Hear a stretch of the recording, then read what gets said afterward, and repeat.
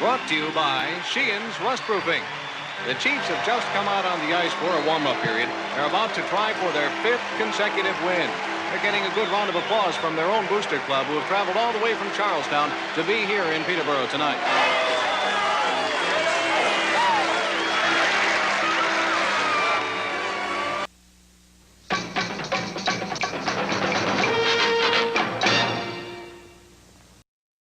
If you're looking to buy or sell a home, make your next move a power play with Mike Burgoyne of Real Brokerage Realty. First responders, veterans, doctors, nurses, teachers, and yes, Let's Go Blues Radio listeners get special rates. Visit strikewithmike.com or email him at mike@strikewithmike.com and score big today.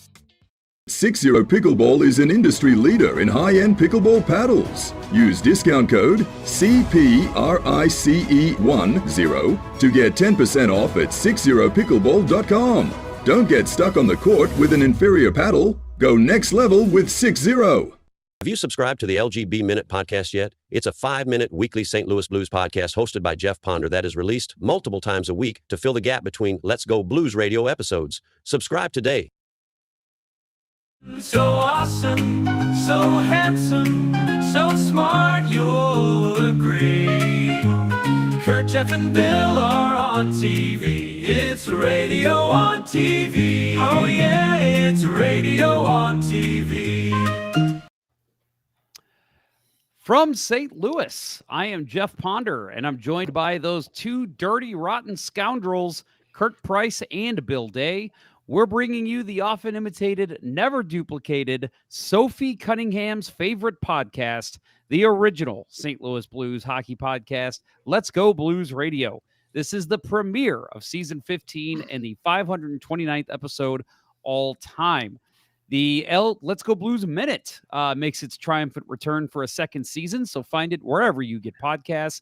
It provides you with a daily look into the St. Louis Blues in a quick hit fashion. More on the Let's Go Blues Minute coming up. It's Wednesday, October 1st, and we're coming to you live tonight. We preview the much-anticipated 2025-26 season for the St. Louis Blues. We look at Dom Dumbass's predictions, and we'll let you know, or let you in on a little secret. They're going to be wrong. All that and more on this alcohol-infused episode of Let's Go Blues Radio. I am, of course, joined by Kurt and Bill. It's been a long summer. I haven't seen you guys since the AMA show. Welcome to season 15. Thank you. It's really great to be here. I bet. Dom's wrong. What? That's surprise. Do we even have to talk about that? Because he's always wrong. You know, so we had Jeremy Rutherford on the closer of season 14, and he did tell me, because for those of you who listened, he talked about how he tells him every year, like, dude, what are you doing? Like, I got to defend you every year with this stuff, and stop it, you know? And he told me off air, and I think it's okay that I say this, Dom apparently loves the criticism. Oh, apparently he just eats it up. So I'm sure he is loving the Blues fans coming after him. But do you know why he probably eats it up? Because he thinks he's right. Well, yeah, clicks and money. Yeah, I mean, it's views. But I'm sure he feels him and his model are correct. I mean, but even though he often comes back and says, yeah, well, you know, we had to revise the model because of this and that last year because it didn't really, I mean, okay, whatever. Yeah, I think, you know, it's an annual talking point for us, right? So we enjoy it too. We enjoy that he has to go back and, you know, and I think every good data scientist does that, right? They tweak their model, but you know, he's so boisterous about it. He's got to be public about the changes he makes. So we'll dig on that, and yeah. So I also think, you know, that we can stick with this long enough to figure out exactly what his biases are in his model. And hint, hint, it's Colorado. Yep. We got a couple comments coming in. I'm showing them on screen right now. So if you are listening to the podcast, you're missing out because I'm not going to read them. So boo-hoo. We were gonna put those on screen this year, weren't we? We should look into doing that. Yeah. Well, I mean, we could probably start it. Let's paywall them. Well, we got paywall them. Right? Oh, the ads. It's our Patreon. Yeah, well, unfortunate. But hey, yeah, this is a new option that we have, so we could actually show the comments coming in live. I'm a little nervous to do that with some people like Matt Harris in the chat, but we'll make it happen eventually. Yeah, you're right. We need to rework that with the ads, so we'll do that some point this season. So we got a couple of announcements at the start of the show. First of all, let's talk about what or who Jeff is wearing. I was going to ask about this. Oh yeah.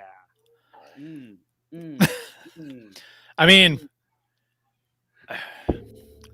I know. It's the terrible. So for those of you on the podcast, if you've been to a Blues game, you've seen them in the store. It's one of those jackets that the suit jacket, the sports blazer. It's a clown. It's the clown ones. It's the blue retro, or it's the blue clown jerseys. But I will say, as a stupid jacket to just wear because I'm an eccentric idiot, I love it. But as a hockey jersey, no. Yeah. This is possibly the only form in which that design should be worn at this point in history. I agree 100%. So I am all classed out for today's episode. Yeah, and the red butterfly collar of that suite, all that's an all black hockey, right? Yeah, that's sweet. Wow, I was excited, son. He even gave me the Ponder 94 up here. Nice. Which is awesome. Yeah, he sends these to me with every jersey order I make. So like these little, I call them bowling shirts. You have the collar sticking outside the jacket. You're that guy, huh? Where's your gold chain? Well, it's because this is red. I had to get the red popping. Okay. All right. You need some Visine, Jeff. Maybe I will get some Visine. Get the red out. Yeah, there you go. I like this, Joe Schmo. The Blazer of Atrocity. Hell yeah. I'll take that. Justin Scott. I love it, Jeff. I love suit jackets. Yeah, good man. We all like to look classy sometimes. Speaking of, let me know when you get there. Yeah, one day I'll get there. Speaking of Justin Scott, our first announcement, the Blue Note Fan Report welcomed a new member this summer. So for those of you who know, that is our friend Guy Bensing, the Hawaii Blues fan, which I don't think, does he still live in Hawaii? I've been seeing him at Blues games more and more. So I wonder if he moved back. He can't call himself the Hawaii Blues fan anymore if he's not from. He is the St. Louis Blues fan, I guess, now. Because he was not born there, right? Was he born? He wasn't born there. No. He just lived there. Yeah. Well, he moved there, I think, after he was done in the Marines. Yeah, military. Yeah, some military, whatever the branch was. So, but anyway, so our friend Justin Scott is his new co-host. So if you're interested, if you've listened to Guy's show before, you know it's passionate, fan-driven, good stuff.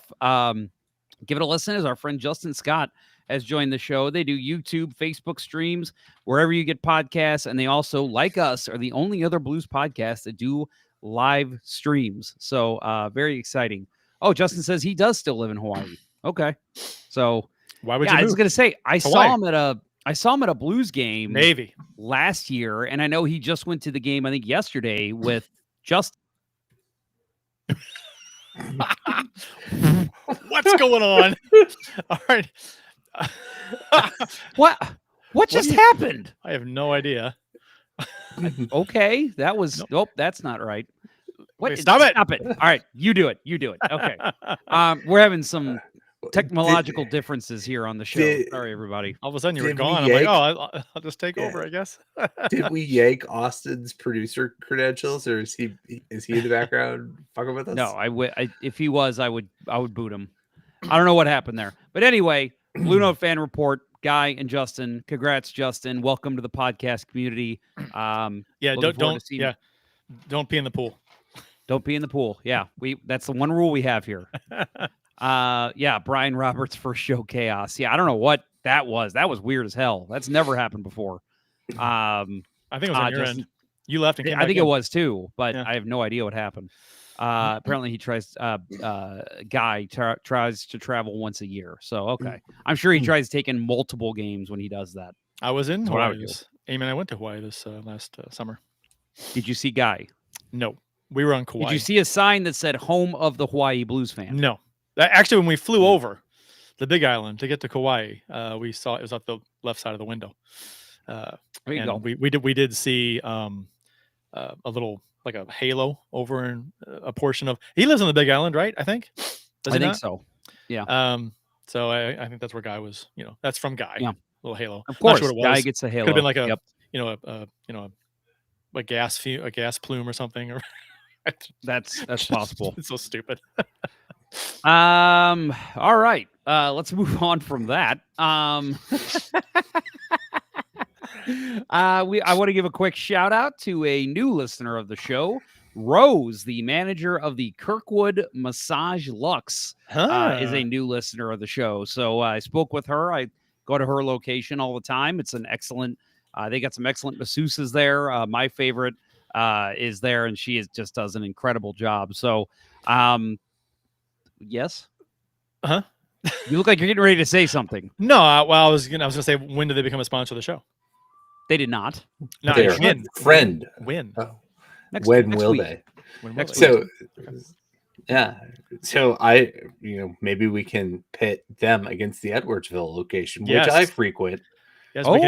we can have a little Little competition. street hockey competition between There the two. you go. A little Yeah. street hockey with the Massage Luxe therapist. That's Yep. that would be incredible. I would love that. So anyway, Rose, thanks for listening. Much appreciated. And of course, thank you everyone for listening. 15 seasons. This is unbelievable. I can't believe we're still 15? doing this. It's the Robbie Fabry year. It is. It's the Craig Janney year. Craig Janney year. Yep. Peter Sena. Sena. Oh, Peter Sena. That was in Lion King. Also, make sure. Okay. I have to do it. Mark Reed's.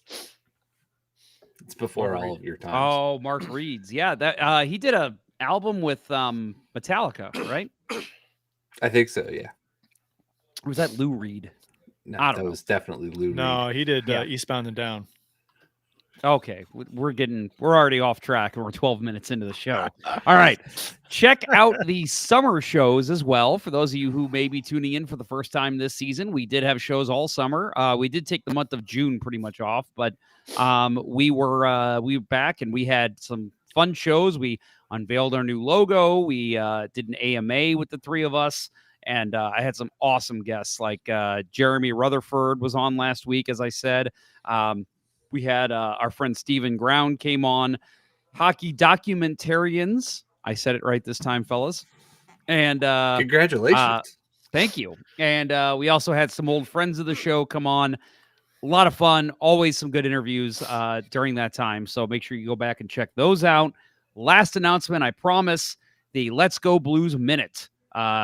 We are back. We will be back next week. And we have a new sponsor, Mid-States Hockey. So for those of you who played high school hockey in the area, you may have you may have played for Mid-States. Many high schools in the area. Pointing to me? Yeah, me and you did. 100%. Mm-hmm. Yep. What I forgot. What was your high school? CBC? Yeah. That's what I thought. Yeah. I for some reason I'm like, did he go there all 4 years? And I'm dumb and He went 6. got his doctorate. CBC didn't quite have the 6-year plan. No, I went there for 4 years, played hockey for 3. So Nice. Okay. So 3. Okay, cool. Yeah. So same for me. I played 3 years for Mid-States. So they are coming on as our sponsor this year. We want to thank Puck Doku for sponsoring last year. And unfortunately, Bill, we're not going to be talking about our scores anymore. Which we can just do it on this show for fun. Why not? yeah, I mean, I'm out of practice, but I am too. I actually I was working on my goaltending history knowledge, so I could come back stronger than ever. So we'll have to do it at some point. Yep, 100%. Sorry, since we are on TV now, I need to start noting whenever we have curse words, and we have one right now on the screen. So, What is I it? What do think you that- have against June Cleaver? She was a lovely June woman. Cleaver, She was a nice. lovely woman. And then Matt Harris says that Rutherford episode was legit, man. Good time. Yeah, always good time with Jeremy. Such a down to earth, fun guy. We'll have to have them on during the season at some point. So anyway, the new sponsor we wanted to mention real quick because it's actually starting this Friday. So for anyone in the area, especially if you're in the Edwardsville area, Burton Kill. Burton Kill. Burton Kill. That sounds like the name of a good podcast right there. Yeah, it does. Straight. Bill and Kurt. Kurt. That'll be our side pickleball / fishing podcast. There you go. The Burton Kill episode.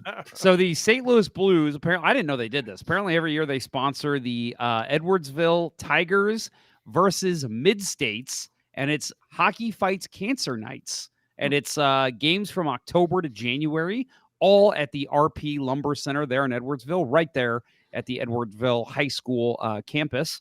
The opening weekend is this weekend. So Friday, October 10th, it kicks off with Edwardsville and Oakville, which is my team, my local team, 7:45 p.m. They're calling it the Clash of the Cats.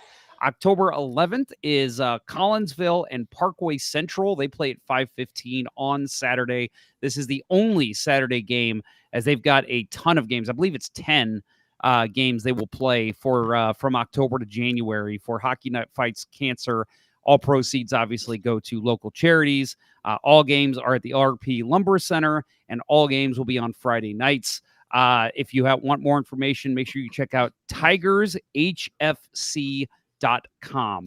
That is Tigers with an S, and then Hockey Fights Cancer, HFC.com. So if you want to go to one of those games, which I recommend you do, and I think I will probably go. I don't think I'll make Friday, but would love to go to a game. So if you guys are available Friday nights anytime in the next couple months, could be fun to check out one of those games. So definitely check that out and support some local charities for Hockey Fights Cancer. I assume it costs to get in. Do you know what it costs? Yeah, I'm not sure what the door is. It might be 10 or 15, but I know it's not much. So, and I think they've got again, I just learned about this tonight as Mid-State signed on this evening at 8:00. So I'm just learning myself, but I think they've got raffles and other things going on too to help raise some money. So we did the tour of the RP Lumber Center in Edwardsville. And if you're watching on Intrigue TV, you have seen that a few times because that's a good bumper. It's 8 minutes that I throw in the middle of shows. Nice. Free advertising for RP Lumber. That's right. Well, folks, beers of the episode. Let's get into it. Official beers of episode number 529. You can follow each of us on the Untapped app. I am JPonder94. Kurt's at C Price. Froze again? Oh, or is it me? My favorite is back. You froze. You were gone for about 5-6 seconds. What is happening? You know what? I am going to turn this hockey game off. Maybe that'll help. I don't know what is going on tonight. Well, your inner tubes are clogged. I guess so. So I have the O'Fallon Pumpkin Beer. It is back. Urban Chestnut re-released it. And I thought it was interesting when I saw it come out. I don't know if you guys have seen it or picked any up.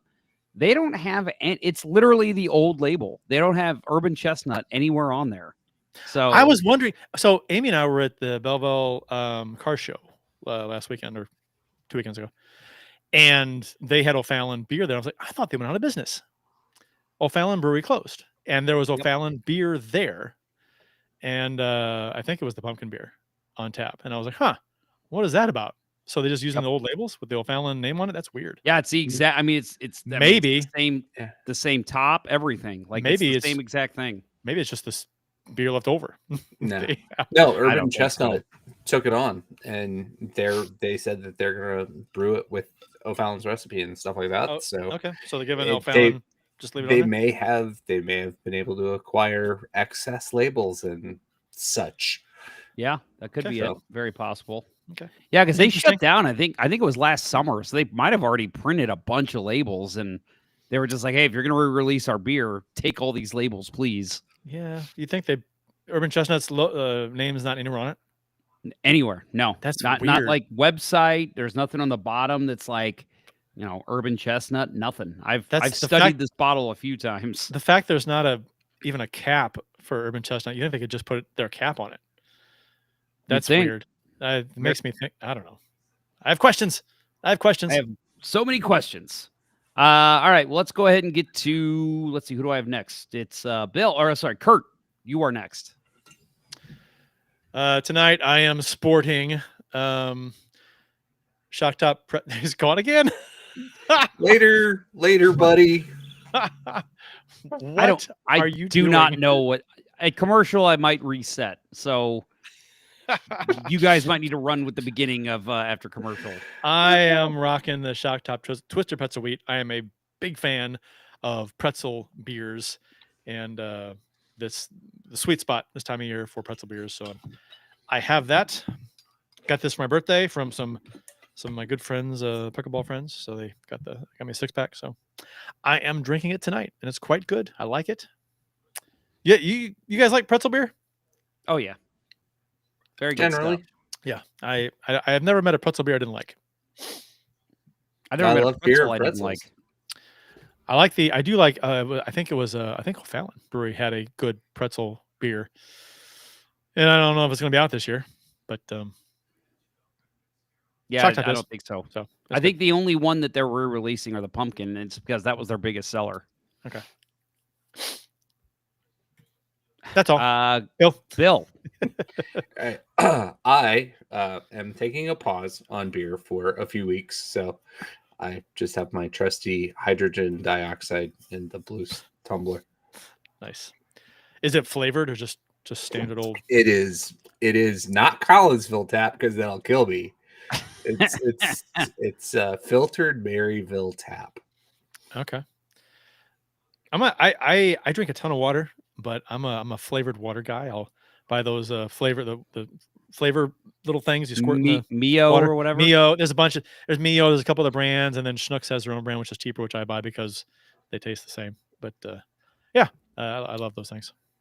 Yeah, my son we try to get him to drink more water, and he is awful about it. So we've started buying those too, and he does drink those pretty well. So that does help. Do you buy the Mio brand, or do you buy like the Schnucks brand or whatever? Whatever's there. I haven't bought the Schnucks brand yet. I might have to try those. They have a ton of them and different flavors, and they're cheaper. So look at those. Bill, you got a question in the chat here. Justin Scott, did you just say you don't like pretzels? Oh God, no, that was the opposite. I said I love beer and pretzels. Yes, me too. Beer pretzels. Yeah. Tough to beat. Beer pretzels, beer peanuts. Yeah, good stuff. Snyder's nuggets. Yes. Oh, with like sourdough Oktoberfest nuggets, right? beer. Oh yeah. Oh yeah, so good. So good. That's why I'm not like I've got a vacation coming up at the end of October, and I don't want to be carrying a ton of weight with me for this thing. So otherwise I would be drinking Oktoberfest and probably pounding a bag of Snyder's. That's if I ever had to put up a dating profile, that would probably be it. Somewhere drinking beer and pounding pretzels. Pretzels and beer. Yeah. There you go. Brian Roberts, flavor my water with hops barley. There you go. Very nice. Nice. Let's go ahead and take a break. I want to reset my router because I'm getting pissed off. So let's do that. All right. So there's a chance I will not be here when you guys get back. So Kurt, I'll let you take point if that happens. But when we get back, we will talk about Cam Fowler's new contract extension, and we'll also talk about what the roster currently looks like. We'll break down Dom Ledum Boy Skin, his stuff, and then any other things to do with a season preview. I was going to call him a name, but I don't want to do it because of Intrigue TV. Go ahead. What is it? Stupid Intrigue TV. Say it. Dom Ledumfuck. Yeah. That'll work. I mean, you saw what I called him in the outline, right? Look at you marking down. So yeah, that's what I'm doing now. I mark it down every time. Yep. Anyway, we will be right back, folks. Don't go anywhere. Enjoy this commercial break. After these messages, we'll be right back. Every hockey team needs that clutch player who knows when to pass, when to shoot, and when to take charge. In real estate, that superstar is Mike Burgoyne of Real Brokerage Realty. Whether you're buying your first home or selling your current one, Mike skates circles around the competition with his knowledge, hustle, and down-to-earth approach. And here's the real zone ability. If you're a first responder, veteran, doctor, nurse, teacher, or even just a loyal Let's Go Blues radio listener, you'll score special rates when you work with Mike. Got questions? Fire them at him. He'll answer quicker than Bill Day's glove hand. Obstacles in your way? He'll plow through them harder than I would in a goalmouth scramble. And when it comes time to close, he'll put it in the back of the net faster than a Kurt Price shot from the slot. So don't just settle for an ordinary realtor. Get the MVP on your side. Visit strikewithmike.com or email him at mike@strikewithmike.com today. Mike Burgoyne, the real estate teammate you can always count on. The battle for the top spot in the league is on the line. Many warriors have entered the concrete jungle, but when the smoke clears, only one will remain. They all want it, but only one shall have it. Hide your children, lock your doors. Those with weak stomachs should almost certainly look away. This is Big Boy Pickleball. You have been warned.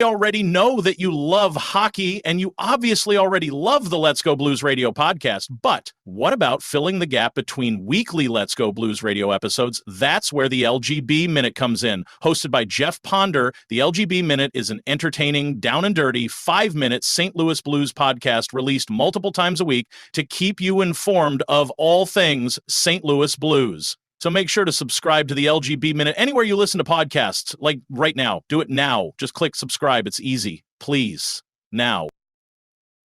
And now, back to Let's Go Blues Radio, the longest running St. Louis Blues podcast with Price, Ponder, and Day.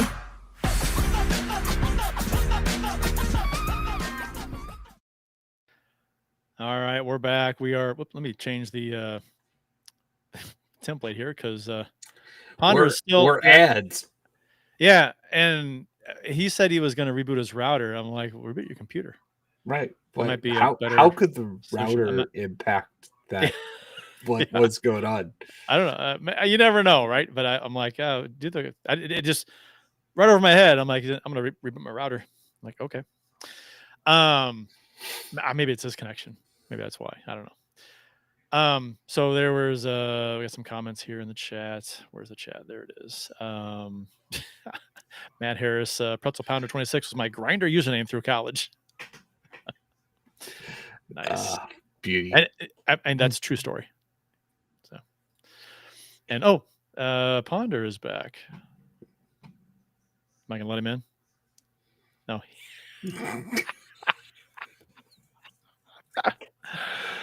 There you go. There he is. How'd that router reboot go for you?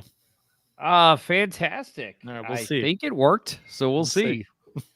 All right. Yeah. Well, we were just talking about Matt Harris, and his nickname throughout college was Pretzel Pounder 26. He let us in on that tidbit. So. And then Brandon Toma in the chat says, anyone holding off on fall beer with the warm temperatures? I can't get into it yet. I was there, but then when we had our false fall, which was about 3 weeks ago, I started getting into Oktoberfest, and I'm like, it's going to get hot again. But at this point, I'm invested. So, Oktoberfest and pumpkin beer all the time now for me. Yeah, just crank up the AC, drink it inside. Yep, exactly. Yeah, I did still buy some summer shandy for when I have to do my last lawn mowing job, but that might have been last week. I think I'm done. For me, a summer shandy is just it's good year round. I don't know. I like it. Yep, it's good light beer. Yeah, but pumpkin beer, pretzel beer, the darker, heavier stuff, that's a rough go for me in the summer when it's hot. So yep. It depends, right? It's Depends if you're inside and it's air conditioned. It's cold. It's chilly. Exactly, right? Yeah. A good dessert beer. If you're outside in the park, at the end of a 92 long summer degrees, day, you're gonna drink a stout. Yeah, no. Nope. But no, I have a ton of shandy left, and I have a very good mix in my beer fridge. Once I decide to go open it up again. You guys get to Cam Fowler yet? Nope. No, perfect. We did not. Nope. All right. Well, let's get into it. Cam Fowler agreed to a 3-year, $18.3 million contract extension. That is $6.1 million AAV. His current contract, he is making $6.5 million. So he does take a little bit of a pay cut, which is perfect because he's getting older. He appeared in 51 regular season games with the Blues last season, posted 36 points, including 9 goals and 8 penalty minutes. As a Blue, he ranked 10th among all NHL defensemen in points and 4th in even strength points last season. It was 28 even strength points. Also played in all 7 Blues postseason games, set a franchise record for points in a single series by a defenseman with 2 goals and 8 assists. Had an excellent playoff. Personally, I love this signing. I think it was it. I was telling my brother last night as we were at the game. If this would have been 1 more year, 4 years, I think I would have been like, 3 years, I think is perfect. I think at that point you can assess, does he have anything left in the tank after this? And if you want to sign him after that for a season, maybe you can talk him down to $2 or $3 million. But I think this was a perfect contract signing. Thoughts? There was some talk early in the offseason from fans who wanted to re-sign him, but there was a big contingent that was like, don't do it now. Wait until a third of the way through the season or whatever to make sure he's still the guy he was last year. And it wasn't just a new team bump. So I haven't heard a lot of negative feedback about this contract. I like it. It's 3 years. It's not going to kill you. And I looked up, how old is he? He's 30. How old is he? Fowler. It's not 30, on Hockey Reference. 31, I believe. See, that's not 31 is I think a 3-year contract for a 31-year-old that played the way he did last year and has the career that he's had is 33. Okay. He's a little older than we thought. That's a little different. Yeah. Okay. I'll walk that one back a little bit. I'll walk it back a little bit. Yeah. I mean, you had to sign him though. I mean, you could. Mm-hmm. What are you going to do? Are you going to not sign the guy and just let him play out this year and then have a weird off season where you're trying to sign him before he becomes a free agent or sign him during the season? I guess there's something to be said for waiting to see how he plays this season. I get it. I get the sentiment there, but I how often that doesn't happen too often. A guy in a contract year is playing his final season without a contract. Then there's questions about it during the season. I'm sure he doesn't want to have that hanging over him. I'm sure the team doesn't want to mess with it during the season. So, and if they sign him anyway, it's probably going to be 3 years, maybe. So, I guess get it done now. It's not a crazy amount either. So I'm fine with it. I like it. I mean, if he plays almost as good as it last year or up to that, I mean, my God, he was fantastic last season. Right. So I love it. He was such a great fit with this team and everybody took to him right away. The chemistry with the group was immediately apparent. So that is huge, but it's, finally an older defenseman that didn't get, the 6 year, 6.5 per, right. So it breaks that string. But it also kind of is the bright line point where we can say we're over that era, right? Nick Leddy is gone, Marco Scandella is gone, Torrey Krug unfortunately will not play in the NHL ever again, right? All of those guys that got the 6.5, right? We have Falk, we have Parayko, right? And now we have Fowler locked up until he's 36. Probably a little past his prime. 37. Very effective. Very effective. Like you said, his playoff last year was, that Blues record, right? So Yeah, that's crazy. I couldn't be happier that he's signed. And Krug has 2 more years left on his contract this year and next, and he is 34 right now, so he would be 36 when his contract is technically up. So yeah, I mean, so you said 37, Jeff? He's going to be when the contract. He'll be 37, yeah, because his birthday's during the season. His new contract kicks in next year. After, right. Yeah, it'd be 37. Correct. So yeah, I mean, he'll be older than Falk and Krug when their contracts are up, when his is up. So yeah, I mean, we'll see, right? I think his style lends well to playing a little bit older than other defensemen too. He's not a bruiser. He's not a guy that's going in and fighting and getting big hits. And he's a guy that he'll play physical, but he's a skater. As long as he keeps up his regimen off the rink, I think not saying he's still going to be a top line guy at the end of this contract, but I think he'll still be a serviceable player like a Ryan Suter was at 40. I think he'll still be a solid guy to have out there on your third pairing. He had 4 points with Anaheim last season in 17 games, and then came to St. Louis and had 36 points in 51 games played. So it was like a night and day team, kind of going from Anaheim to St. Louis, better team. His point production, 21-22, he had 42 points, 22-23, 48 points, 23-24, 39 points, 24-25.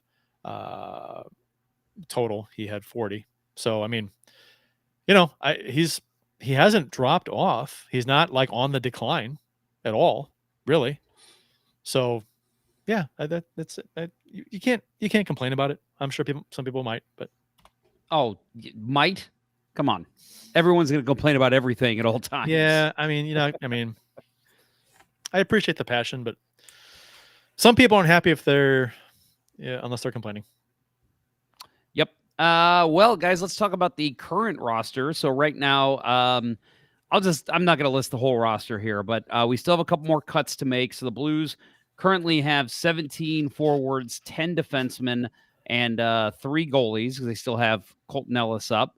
And so that's a total roster number of 30. They have to get down to 23. Although I did notice that on this list, I guess because he's on a PTO, Milan Lucic is not listed. So Milan Lucic will that makes it 31, I guess, if they decide to sign him. Yeah. So they anyway, so they have to get down to 23. Some notable names that are still with the team right now. We got Alex Santeri Kaskamaki, Otto Stenberg, and then of course Dalibor Dvorsky, Alexei Torpchenko. Actually, I guess that's not that surprising. And then we've got Theo Lindstein, Leo Loof, Tyler Tucker, Matthew Kessel, Logan Mayu, and Hunter Skinner. And then, of course, as I said, Colton Ellis. So the Blues do have to get down to 23. I think a lot of those names you're going to see. Not really any surprises to see them get sent down. I will say at the game last night, now I've only been to training camp a couple times, and I've only been to one preseason game, and I have watched some on TV. But I will say last night, they paired Matthew Kessel and Theo Lindstein together. They looked awful.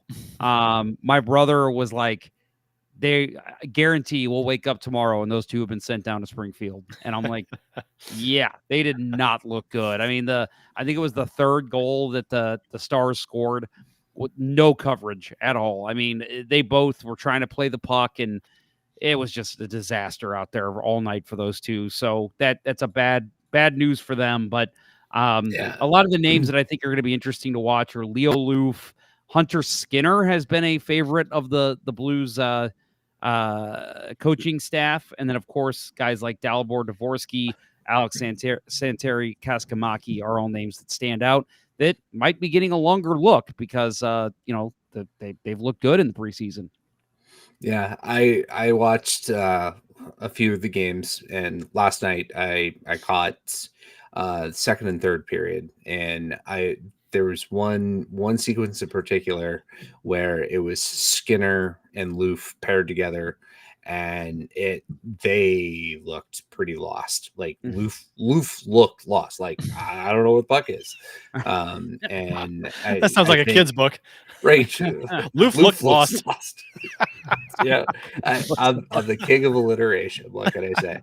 And I think it may have been on the goal that pinballed. Yeah, there were two. Yeah, 2 goals went off skates.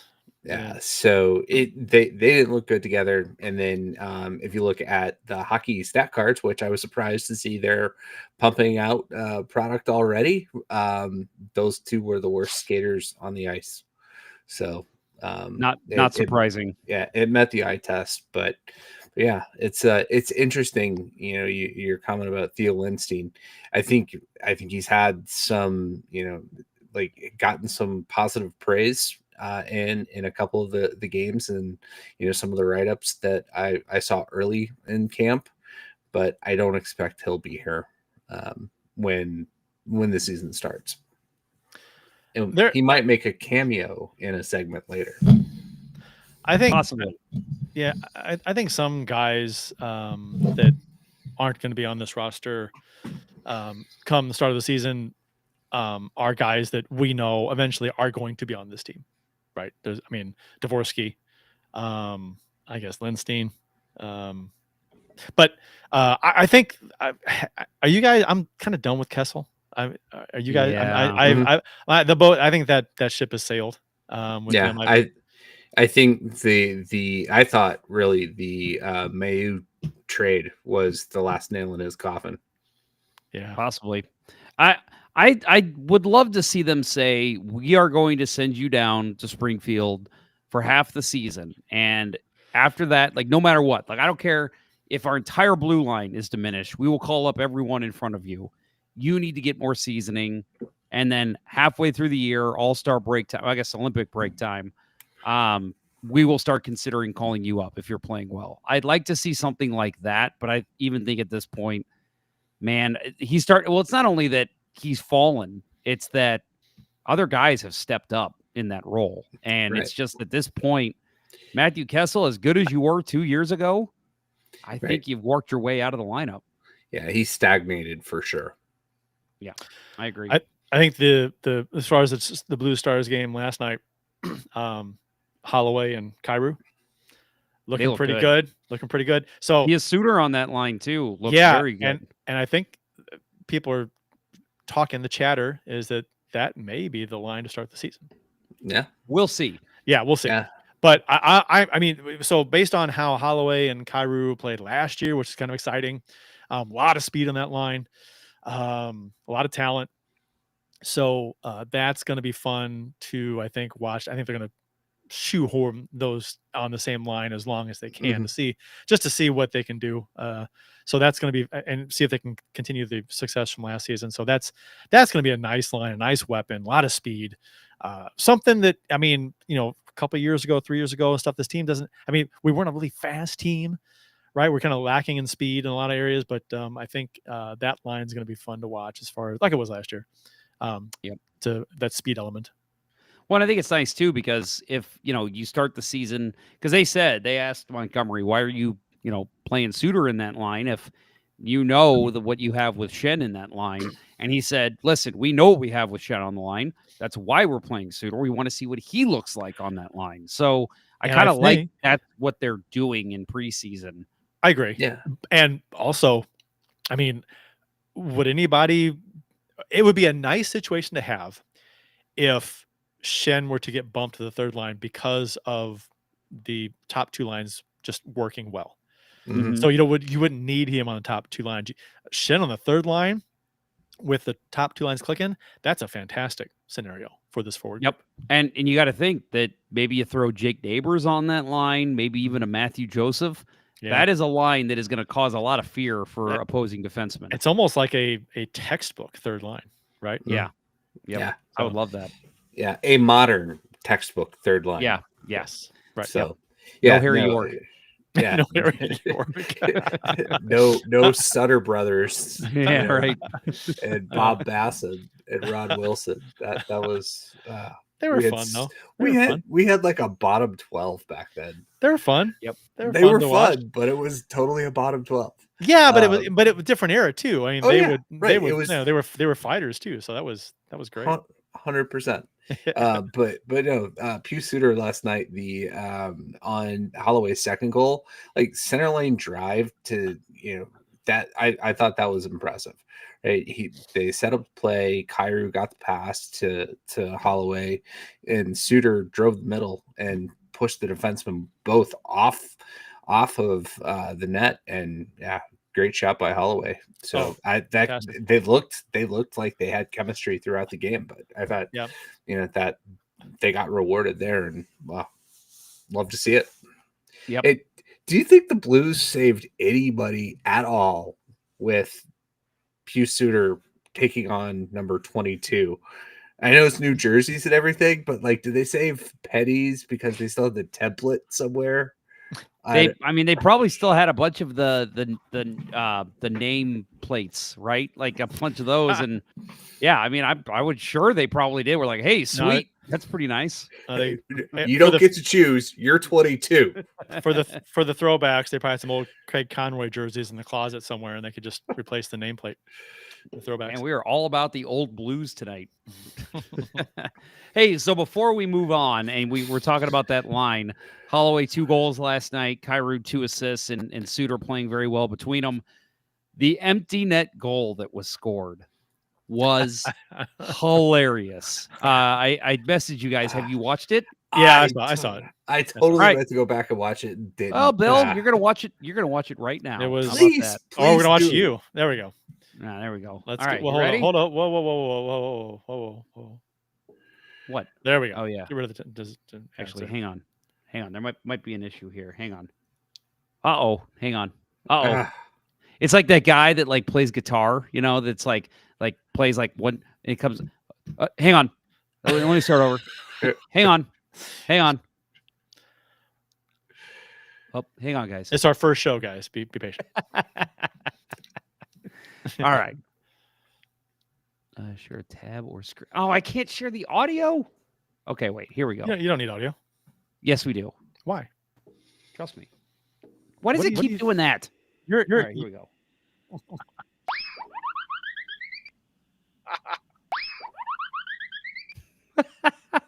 Yeah, so for those that didn't see it, Dylan Holloway, he blew off 4 tires. I think he had like a raccoon in his pants or something, because my word, I have never seen such bad skating in That was a trip.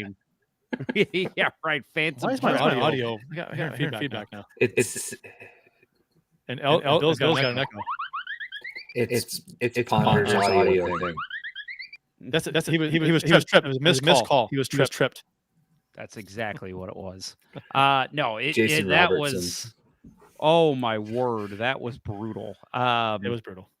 But it was funny because I was behind the net and people around me were like, "Oh God, Holloway, what are you doing?" I'm laughing just going. I'm like almost falling out of my seat. I'm laughing so hard because I'm like, if that were regular season, I'd be with you guys. It's preseason. I don't care. No. And it was just so funny seeing him stumble. He gets up. He's back skating. He falls again, and then he just whips it right at Robertson, who's like, thanks. A blind backhand pass right into his skates, and Robertson's like, okay, I'll take it. Yeah, but you know what? Goal ever score. What was a huge problem with this team last season? 6-on-5. 6-on-5. Yeah. Mm-hmm. Right. And we've given up three of those already in the preseason. So that's something that, you probably should work on. Now, I know they did say that during training camp, when you've got a bunch of the guys there that aren't going to be on this team, they don't practice 6-on-5s. They don't practice a ton of power plays. There's no point to. Right, because they just want to see. They want to get a look at a lot of these guys in the camp, but they don't want to be doing specialty drills and things. So once practices get down to the final 23-man roster, then you're going to see them practicing 6-on-5s, more power play stuff. stuff like that. Yep. Yeah. And that's makes, total sense. It's like, you want to focus on just seeing what talent you have. Once you dwindle it down, you've got time in between preseason and regular season. And I think that's where you kind of say, okay, guys, time to start doing some of these more team-based drills, looking at stuff that we had issues with last season, and let's see if we can improve on them. Right. All right, let's get into it, guys. So Dom LaFuckboy Buchkin released his... Write that down. I am. Don't worry. Calm down. You think I would miss that? So he released his projections for the for the whole league, and he has the Blues again, just like he does every year since he was probably a baby, sucking on his mama's boobies when he was like 7 years old. The word is teat. Oh, teat. Sucking on his mommy's teat when he was 7 years old. He has the Blues finishing with 90 points. I have a nipple, Greg. Can you milk me? He has them at 18th in the league. Chance of making the playoffs at 49% and a 2.4% of winning the Stanley Cup, which I will agree on that last number, but playoffs, that's no way. Some of the specialty things he called out is he said there's only 60 games from Jim Montgomery. I'll read his full quote here real quick. Yeah, only. That's nothing. Yeah, he said that. So he says, as great as the Blues looked under Montgomery, the stretch of the 23-24 Bannister Blues lingers in many players' underlying output. It suggests that some caution should be warranted after just 60 games under a new coach, no matter how good those 60 games looked. The lack of a track record from some of the team's breakout stars also doesn't help. The task essentially is to prove last year was no fluke. There, the Blues have an 11% chance of matching last year's Montgomery pace. I just love how matter-of-fact he is. They only have an 11. I'm telling you, they have an 11% chance of matching the pace last year. You don't know that. Say, per my model, What bugs me about it is that he's like basing a lot of this on it's only 60 games. It's 60 games. That's a lot. The season's 84 games. It's that's most of the season. It wasn't like it was 22 games. It was 60 games is a lot. Let's also consider Montgomery's track record with getting the best out of his players, especially in the regular season with other teams. Yeah, it's not like he's a new coach where the team played well under a brand new coach, 60 games. I can understand. Well, okay, new coach, never coached before. The team got a bump, in the season. I get it. But Montgomery's got a good track record, being a really good coach, and 60 games is a lot. I think it's a house of cards built on the 60 games not being very many, and to me that's a lot. That's not like you can't. I don't know. How many do you want? 70? That's almost the entire season. It's like, right. So coach effect, right? We don't have the entire list of where all the teams slot in, but if you want to talk coaching effect, how are the stars in the top 10 with a brand new coach? Right. Yeah. Right. A brand new coach that's coached Dallas before. Right. And was not very successful. Right. You just got rid of a guy who got you to the conference finals 3 years in a row. And of course, things like Jamie Benn being out for 4 to 6 weeks to start the season aren't going to be included in the model because it's fresh. But if you're going to talk coaching effect on teams, you've got to be consistent, right? And I guess how much of that, like, how does that play into his model for the rest of the teams, right? Does he have some quotient for it, or is it just I'm going to talk shit about the Blues? I think this is just an inherent problem with basing your entire ideology on a computer model. Because the computer spits out what it spits out, and then you got to justify it.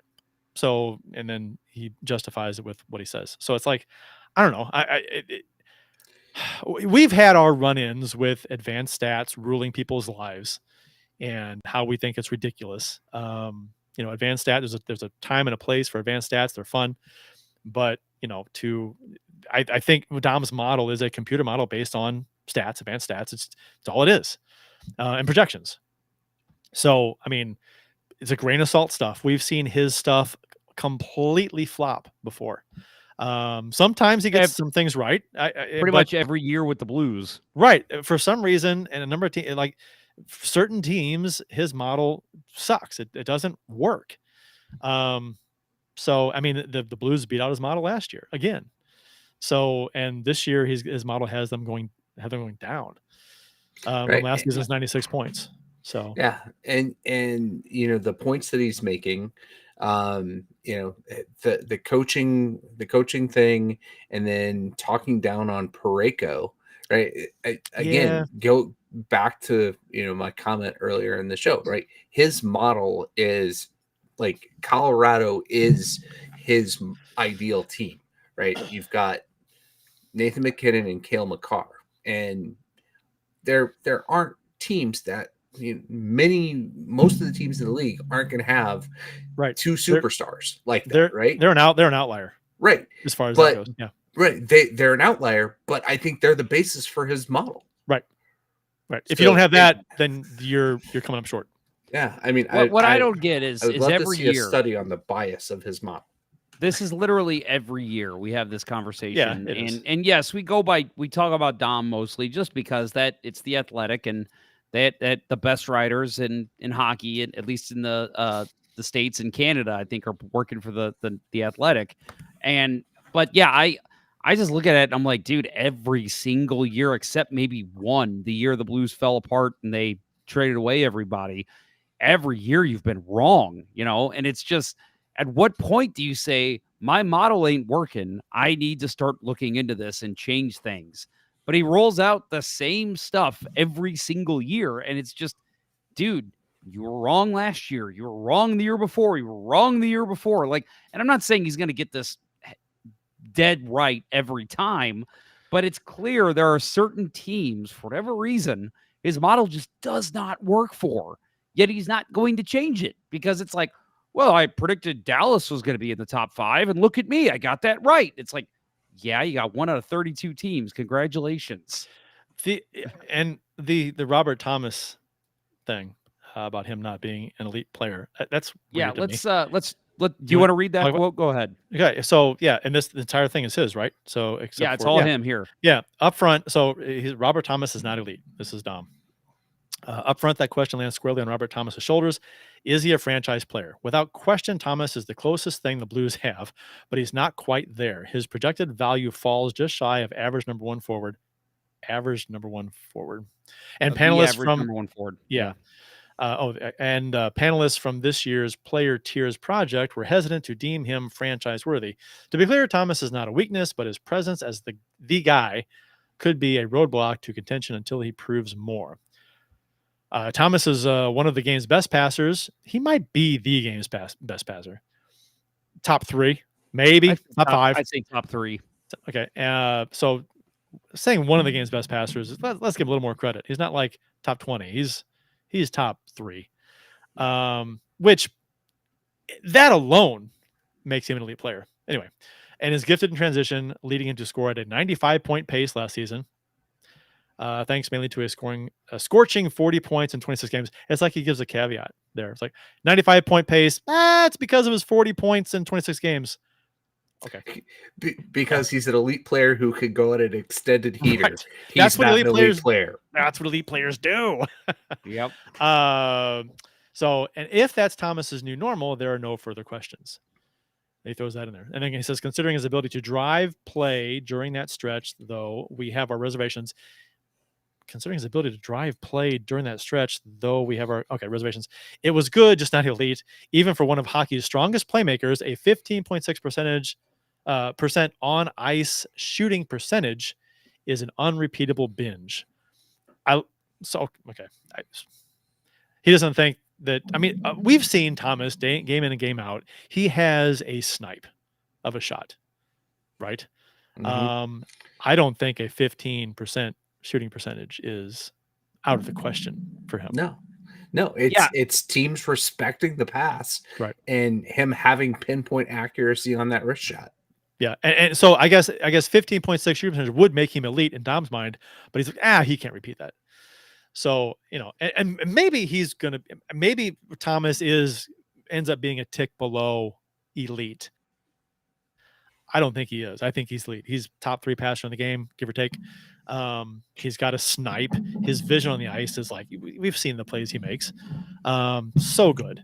So good. Right.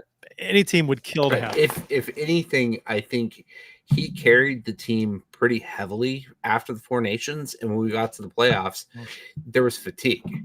Right, he kind of hit a lull right before the playoffs, and it took him a little bit to get going. But yeah, also losing some depth with Holloway between the playoffs kind of hurt. 100%. I mean, that was a big deal. We have Holloway. We win that series easy. I mean, not easy, but we win that series. So I'll go ahead and say. So he mentioned it last week on our show. Jeremy Rutherford did post a story. Let's see what he called it. What Dom got wrong in his projection for the Blues in 2025-26. I'll read his opening line he had here. I have to say I knew this was coming because Dom warned me. He has a reputation for hating on the Blues, and in St. Louis, I often hear his name more than Brett Hull's. That's why I asked the question, why are you doing this to me, brother? Because just when it seems to quiet down, another article comes out. So I thought that was a perfect open because, yes, as his colleague, he has to have his back to a certain extent. But it's like, dude, you're killing me. So another thing that Dom brought up was Thomas basically not being good defensively. He said, if you look at the numbers, basically, he is not a good defensive player, which I think we can all agree is completely incorrect. So yeah, and I think that's the problem. Real quick, advanced stats. I think if you're going to be an advanced stats guy that where you let advanced stats mold your opinion, which is what Dom does with this model. I honestly think advanced stats, where it gets the things wrong the most, defensive schematics. Yep, I agree. But defense and goaltending, 100%. Yeah. Yep. Oh yeah, for sure. So he says regarding, and this is coming from Jeremy Rutherford, regarding Dom's analysis of Thomas, whom he also has a lot of respect for, I agree that Thomas is the closest thing the Blues have to a franchise player, and he's oh so close to being that type of player in the league. However, where I differ from Dom is that regardless of what the advanced analytics say, he's a strong defensive player, and opposing coaches view him as an extremely difficult matchup against top lines. Yeah, the Blues played the Thomas line against the top lines towards the end of last season when they were doing their 11-game winning streak, and it worked, clearly. I mean, Thomas was scoring and shutting down the other, helping shut down the other defensive or other offensive line. So clearly, your analysis of saying Thomas is not good defensively is just flat out incorrect. Take your nose out of the notebook, take a look at who he played against, which you can look up online too, and say, oh, he played against guys like McDavid every night, and he still put up as many points as he did. Yeah, I mean, and it goes back to, we've seen this a lot. Defensemen, advanced stats on defensemen and defensive play. It's spotty. It's hit or miss. It's like you watch a game and you see the breakdown, advanced stats and analytics, and talking about it, and you're like, wow, that doesn't really jive with what I saw. I mean, obviously there can be hiccups in games, stuff that don't really. I just saw my nipple expert under my name. I like that. I was asked by Matt Harris to throw that in. I am, by the way. I'm well versed in the nippleology. But yeah, I mean, we can beat this dead horse, and we will continue to do so this season when advanced stats are brought up, because we like them. I like them. You guys like them, but I'll tell you what, with the Let's Go Blues Minute, which, by the way, you can subscribe to wherever you get podcasts, available 3 to 4 times a week. Shameless plug. I did start adding in a lot more analytics because, I mean, I've always followed it and I know it and I understand it, but I'm like, I kind of want to include this more just so I make myself look at them more. And it is really interesting, especially the hockey cards? Hockey stat cards. HockeyStatCards.com. I love that site. And I go there. I literally go there after every game just to look and see if the number. Yeah. And again, for me, it's matching the analytics with the eye test. Did I see the same thing that the analytics are showing? Right. And a lot of times, and then you wonder why. a lot of times the answer is yes. I'm like, oh, okay, yeah. Like you mentioned last night, Lindstein and Kessel having a rough game. That was clear if you watch the game, and the analytics showed the exact same thing. So a lot of times, yeah, they match up. Other times they differ. And I'm not saying that eye test is always 100%, right? We all have biases, but to say that analytics is right 100% of the time because math doesn't lie is just not correct. That is not how hockey works. And yeah, exactly. The math doesn't lie. It's like this is sports. We're playing a game on the ice. Math? Okay. I mean, the A's did pretty well with Moneyball, but they didn't win a World Series with it. So I mean, it has its flaws. Did you want to read the question you put up there, Brian? I don't know if it's what the time and place for it, but why not? Why you guys? Brian Roberts in the chat says, why you guys think a lot? I'm gonna clean this up. Why do you guys think a lot of national media aren't high on us? See lots of 5th, 6th place in the division. Are we too close to the sun, or are they not seeing it? I think it goes back to us not having that number one defenseman, that elite number one defenseman, mostly. And I think probably that elite, we don't have the Makar and the McDavid, the superstar player. Like his name, McKinnon, and we don't have those. We don't have that best player in the league as a forward and the best player in the league on defense.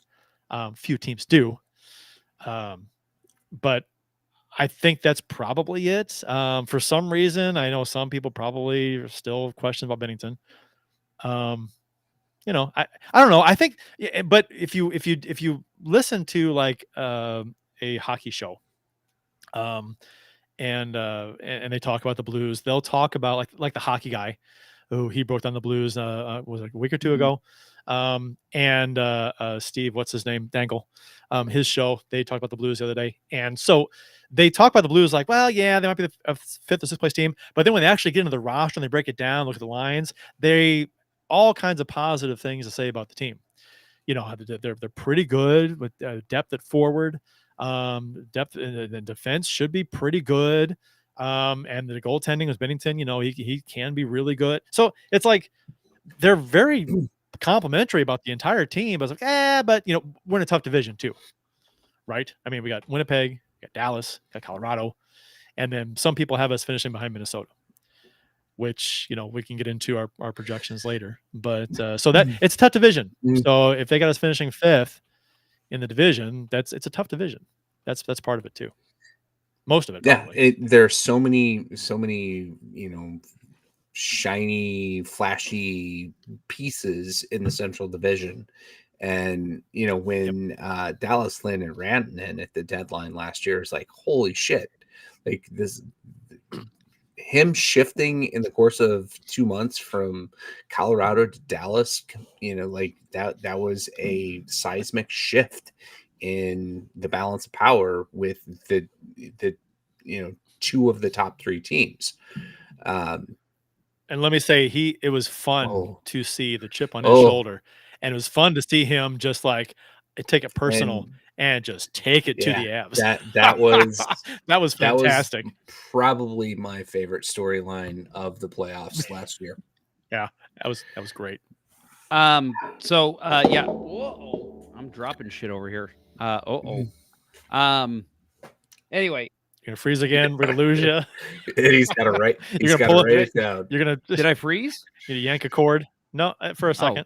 But well, poopy. All right. So anyway, So Justin Scott says the Central Division is the hardest division in hockey. I think we see 2 wild cards come from the Central. I think that's been the case, with the exception, obviously, that's what people are saying. COVID year was a little different, but outside of that, I think it's only happened once that the wild card has gotten a split from the Pacific and the Central. It's typically the Central that sends 5 teams. So, Thank you, Matt Harris. I am writing it down.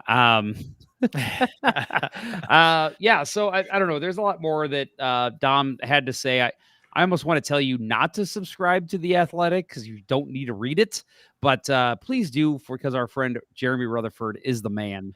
Yeah. And his response to Dom, I don't know if you guys read that one, it was really well done. Like you could tell he was ready for this. Yeah. I mean, you can subscribe to The Athletic just to have the pleasure of responding or commenting after one of Dom's articles. That's true. Right? Give your 2 cents. You guys want to mention anything else? He'll anything love else from Dom? He'll love it. No. The horse. Nope. The horse died 15 minutes ago. Yep. Yeah. I mean, Parayko is what he is, right? I mean, he had a really good year last year. Right. I love Parayko. So I mean, I'm not. Is he a quote number one defenseman? No, but the Blues very good. He can be. He's very your good. next tier. If you look at like number one defenseman in the NHL, like bona fide, Cale Makar, Aaron Ekblad, Victor Hedman. Yeah, he's on the next tier. Yeah, and that's fine. I think he's paid accordingly too. His salary is what, 6.5. So I mean, he's not making 10 million. Like some of those guys are 12 million. So I mean, I think his salary is really good for his production level. I think he's outperforming his salary. Yeah. And the two guys, One Cup podcast, that they're big on if you don't have an elite number one defenseman, a legit number one defenseman, you're not going to go anywhere. Yep. Which, I mean, I guess if you have one of those players, you're obviously going to be better. But it all comes down to depth too on defense. If you've got a few number twos, I mean, does that make up for not having a number one? I don't know. Maybe. Depends. But what do the analytics say? Yeah, right. Let's go look at some events. Yeah, and to tell me what to think. In a year or two, we very well could have our clear number one defenseman in Philip River, right? So maybe. Joe Schmo did ask earlier, where the hell can I subscribe to that LGB Minute podcast? I don't know if that was... You said it wrong. What? Where the hell can I subscribe to that LGB Minute podcast? I don't know if this was facetious because I mentioned it twice on the show already, but wherever you get podcasts, if you go to, if you're on Spotify, Apple Music, YouTube Music, whatever, we are on there. Let'sGoBlues.com. Let'sGoBlues.com. That's right. You can just check that out every morning, and we've got a little thing on the Let's Go Blues Minute page that will literally update the minute Apple Podcasts update that'll play the latest episode for you. And also so with it being on YouTube Music, you can actually find it on YouTube now too. It's not a video. You can just go to youtube.com, type in Let's Go Blues Minute. It'll pop up and you can just, it's just a static image that'll show, but it gives you the audio. So that's also an option for you. Yep. All right, let's talk about our projections. I think a fun way to do this, guys. I don't know if you wrote this down or if you're wanting to go off the fly. I'm good with either. I think we should go 8-1 with who we think where teams will finish, and we'll go one by one. So we'll start. Why don't we go with Bill? Who is finishing 8th in the Central? For sure, the Blackhawks. I think we can all agree on that. Yep. Agreed. Okay. I mean, is there any question? No. Is there any question? I mean, Blackhawks. Yeah, Blackhawks 8th. So we all agree on that one. What about number 7? Again, we'll go the same order. Bill. I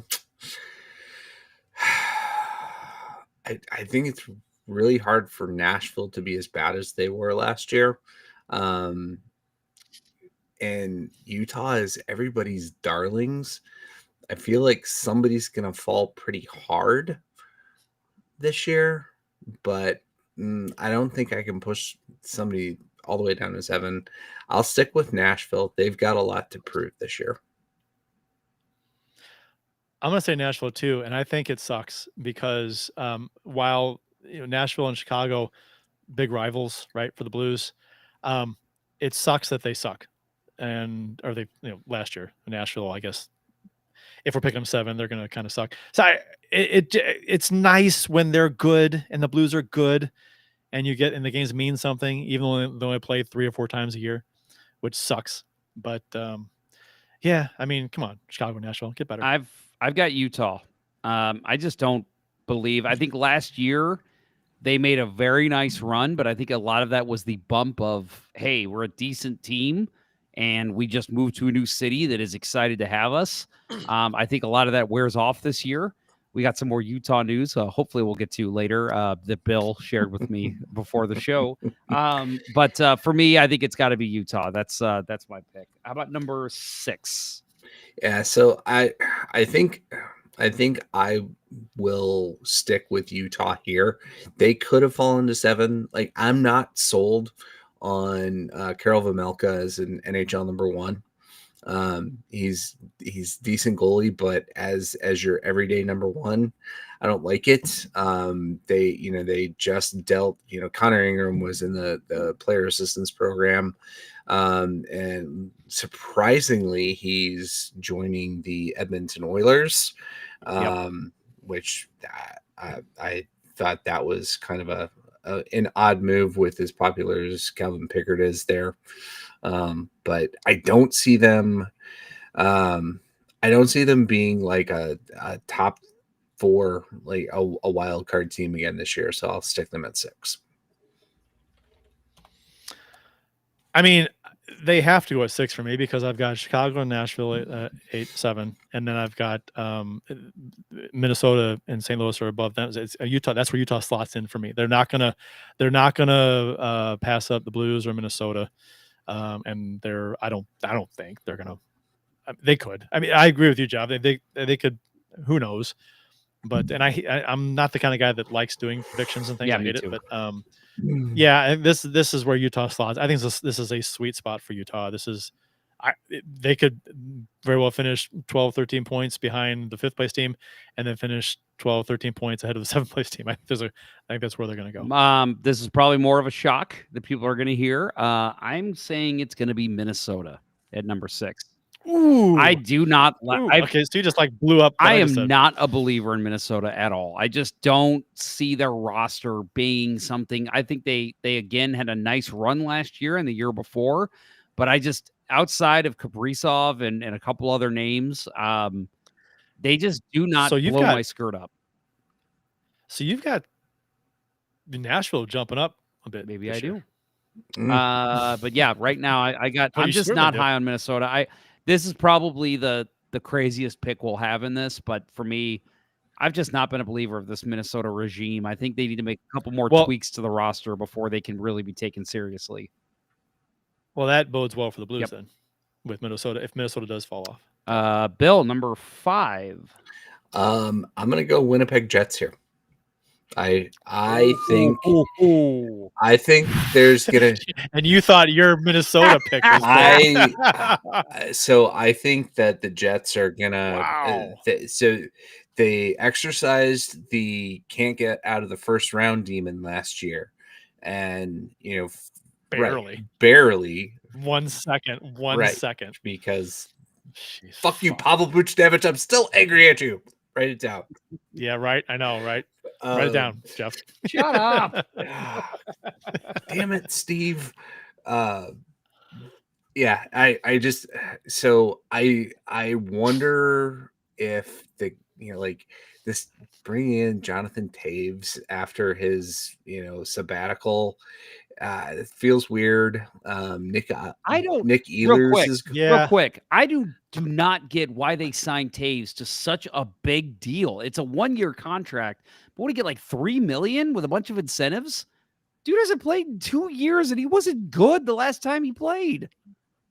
What's their cap space? They just have it to below? Maybe, but that shocked me. Yeah, that was crazy. It didn't make sense for a team that may have to add to do things in the playoffs. Especially at Nikolai Ehlers at this point is a much better player. So that swapping them out, it's not good. They have $4 million in cap space right now. Yeah, so I guess they got the little bit of money to spend, but it's like, man, at the deadline, I'd want as much as possible, and I just do not think Jonathan Taves is going to get you over the hump. Right. And so, I also think that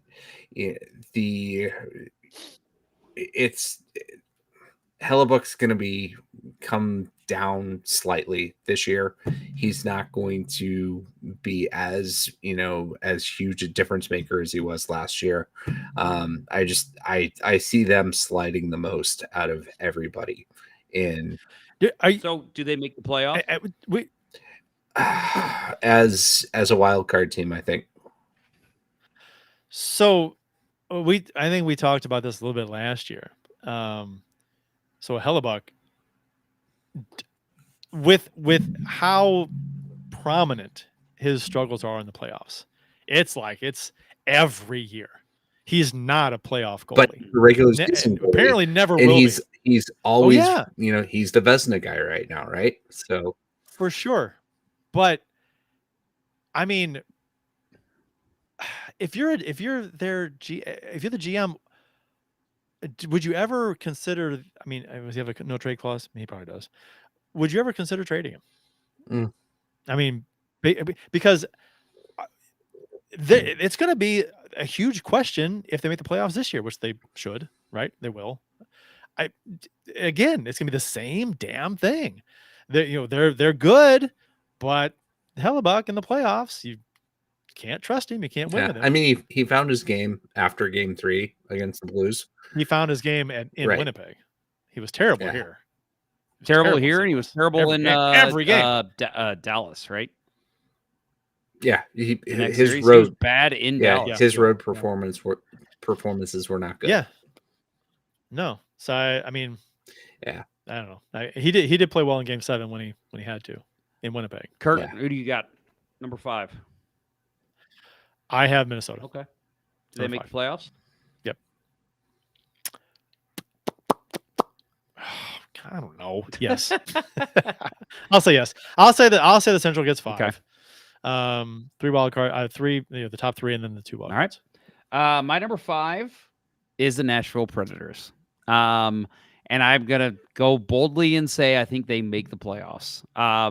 I think last year was an aberration. I don't think they're as good as people were giving them credit for after the Stamkos and Marchessault signings, but I think they're better. So funny. I think they're better So than the credit they were. They're better than what they did last year. I just think they got up to such an awful start, and they just never found their footing. I think it was actually smart by Barry Trotz to just kind of say, let's give it another go. See what this team can do together. Yes, they're a year older, but I just think this team is better than what we saw last year. So I'm going to say I think Nashville finishes a tick above Minnesota. I think it's in this 82nd game of the season decides who goes to the playoffs between those two teams. So that is my pick, the Nashville Predators. All right, number 4, Bill. This is where the Blues will slot. I don't see him jumping like into the race for a lock playoff spot, right? We're definitely going to be a wild card fighting team for the 150th year in a row. How many points above Dom's 90.3 projection? I think 95 to 98. Okay, so pretty much. Like I put them right at where they were last year too. I'm with you. Yeah. So Kurt, I agree. Yeah, St. Louis 4. I would like to say they would improve on 96 points from last season, but they didn't really add. I mean, they subtracted, kind of. Bolduc moving away, and then what they got in return might not pan out to be a plus for us in the trade department for a year or two yet, so at least. So, I'm 90. I'll say 98 points. I've got Winnipeg at number 4. So I've got them finishing a little bit lower than they did last year, but I do still think they'll be a solid playoff team. Bill, number 3. Top I- 3 out of the wild card. Unfortunately, this is where I think the Wild will slot in.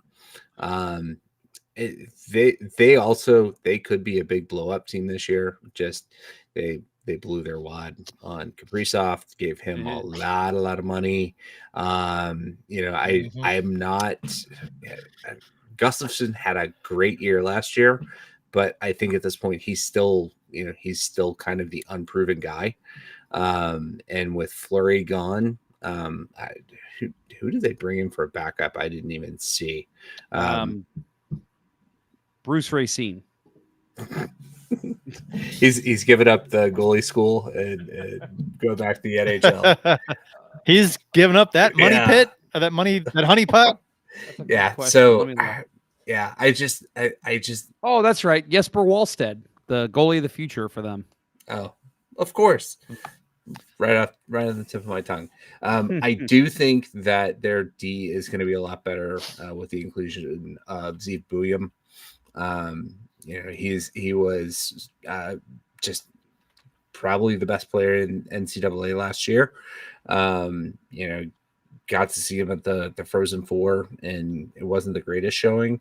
But leading up to that in the tournament, he was by far like the most dynamic player on the ice. So their back end with oh god, blanking on the rookie from 2 years ago.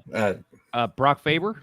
Yes, Brock Faber and Zeev Buyum. They're going to be long term, very difficult guys to play against. Zeev Buyum, by the way, love that name. Yes. I hope he stays in the NHL forever. Yeah, and he's got a brother in either Detroit or Toronto or somewhere. But yeah, that's unfortunately, right. I hate to say it, that's where I put him. Okay. What about you, Kurt? Number 3. Winnipeg. Okay. Winnipeg number 3. I've got the St. Louis Blues at number 3. I think, again, that'll be a close battle with Winnipeg. I actually think St. Louis, Winnipeg, Nashville, and Minnesota will all be battling pretty much late in the season all year for playoff positioning. And I just have the Blues finishing strong with a Jordan Binnington performance that we all love to see late in seasons. So, I do think the Blues will take 3rd. I'm probably a little too bullish on them, but I just think with the other mixing and matching that we've seen with the rest of the Central Division, I could just see them kind of pulling ahead a little bit. How many points? I'm going to say 96. So the same as last year. I think they had 95 last year, right? They had 96 Did they? last year. Okay. Well, yeah, I got them the same number, 96. Yeah. Okay. Bill, number 2. It's going to be Colorado. Okay. So I wanted to put them lower. Again, most of my analysis starts with goaltending. And out of the remaining teams, Ottinger is the better of the goalies, and I think Dallas has as good of depth as Colorado. But yeah, I think that they're gonna. I don't think the Stars will pull away. I think it'll be a tight race, the top 2. But yeah, Justin Scott, that's an excellent point. The Avs do tend to start poor, and they come on after 15 games or so. Yes. Yep. All right. What's your number 2, Mr. Nipple Expert?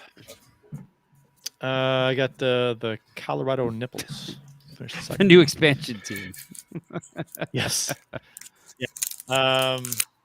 Yeah. Just because I think I've got Dallas winning the division. So Colorado number 2. I have Dallas finishing number 2. I do have Colorado winning the division. I know Justin Scott says you got to remember he said don't put Colorado at 1. They do exactly what Florida does. They literally don't care about winning the division. I agree, but I just think, again, there's just so much going to be so much competition in this division that I just think somehow Colorado does pull it out. They're So I'm going to say Dallas at number 2. So that means Bill and Kurt, you guys both have Dallas number 1, and I have Colorado number 1. Okay. Dallas, I'm a little scared with Dallas. Pete DeBoer, not a fan of his, but he does get the job done in the regular season. Season, yeah. And right. so We're talking regular season. for me, it's like, is Glenn Gulletson going to be able to do the same or better than what DeBoer was getting out of him? So for them, I think it's a matter of, and obviously a lot of teams will say this, Winnipeg included. For them, it's a matter of what can they do in the postseason. But at the same time, you got to make it that far. And if Gulletson falters and this team just looks lost and confused, it could be an interesting season in Dallas. All right. Matt Harris says, Jeff, we are weirdly aligned this season on standings. LOL. That's because you have a great hockey mind, sir. That's exactly why. Well, let's see. We got a couple more minutes here. We'll go. Actually, you know what? Let's go ahead and jump ahead. Bill, surprisingly, this is a week that we did not have any official games, but we do have a save of the week from Bill Day. Bill, take it away. All right. No, you were not the save of the week. Why is that happening? Get out of there. Thank you. I don't get it. This has never happened before. It's always all about you. Jeez. It's annoying. Hey, I'm the summer host, all right? I'm still falling off my pedestal.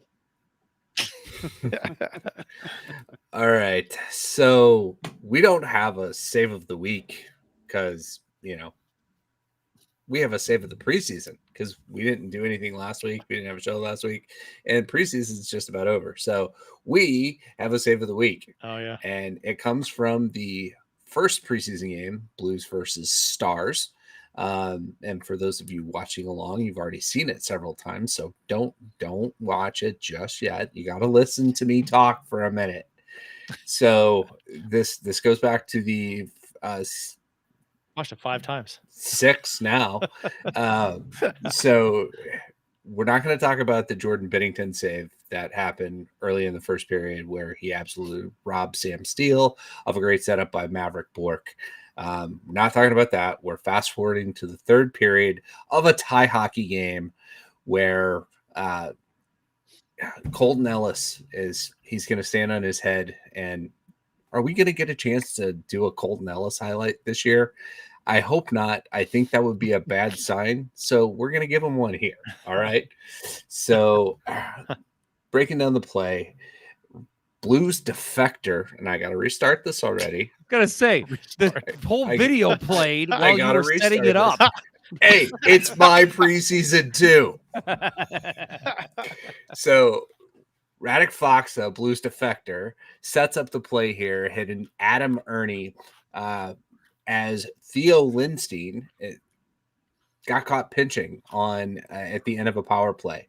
So the pass comes up to Adam Ernie. He gets a 2-on-1 against Broberg with the eventual shot taker, Justin Rakovian, who's got a great chance of making that Dallas team with Jamie Benn sideline.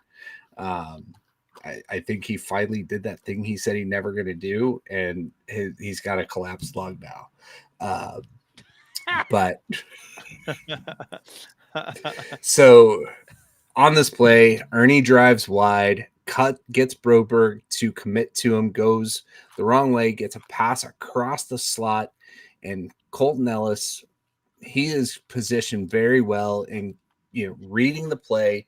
If Broberg forces him out there, the chances are, it's going to be a backhand shot on goal, but he reads it, and he's in a great position to push off the post when the pass comes across.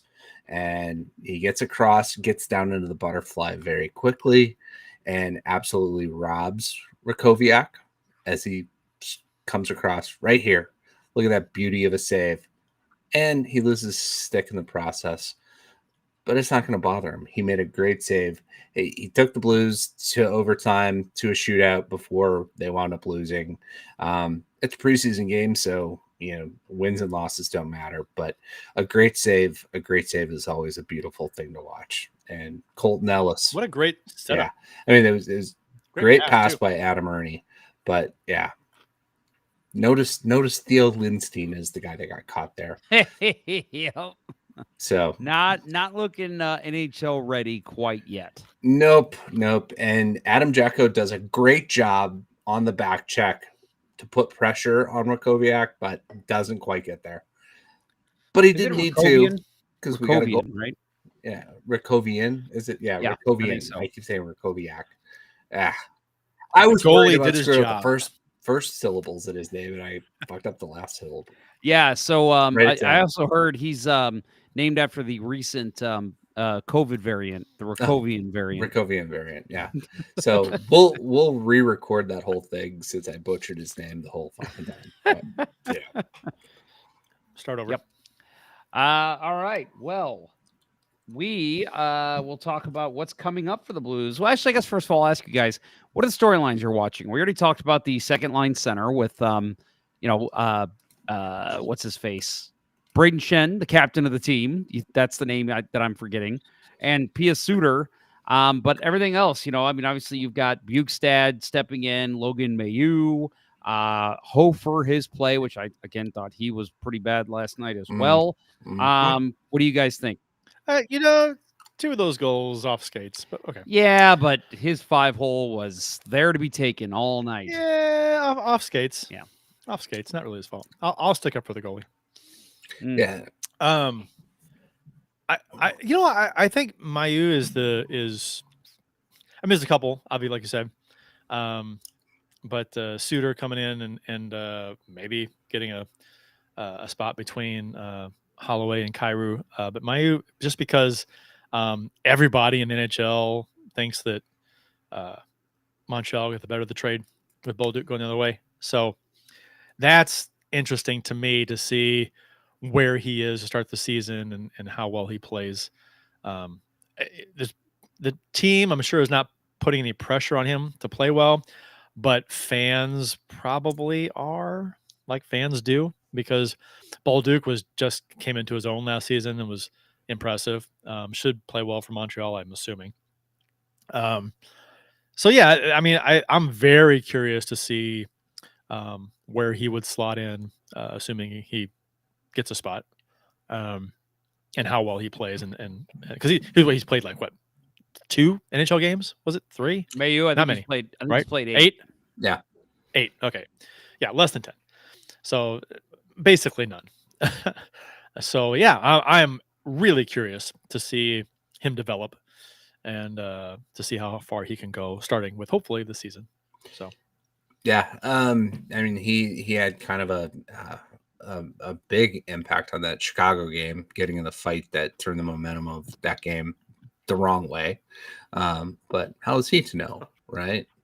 My storyline is going to be the goaltending, right? Last year, Binnington had a down year, went from the best saves above average to one of the worst. He's got to level out. He's got to have at least an average year, but he also needs competition from Hofer. And if last night is any kind of preview, we could be in for a rough year with goaltending. But it's preseason. It's you can't judge anything at this point.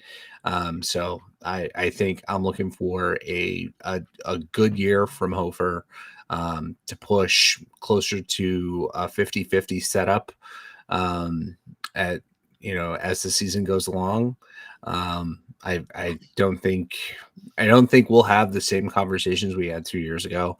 Like, why the hell are they starting Hofer in this game and Binnington in that game? I think we're going to get to a point where it's, whoever starts deserves it, and we can live with it, right? It's not a 1 and a 2.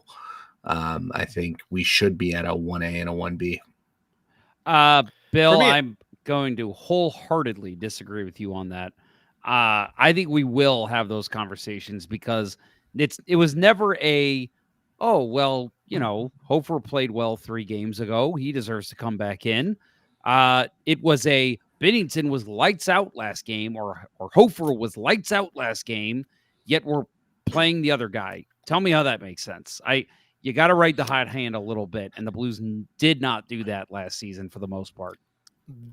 They went with the goalie schedule, right? And we all and I didn't really care for that. I don't think we had other problems with that as a whole.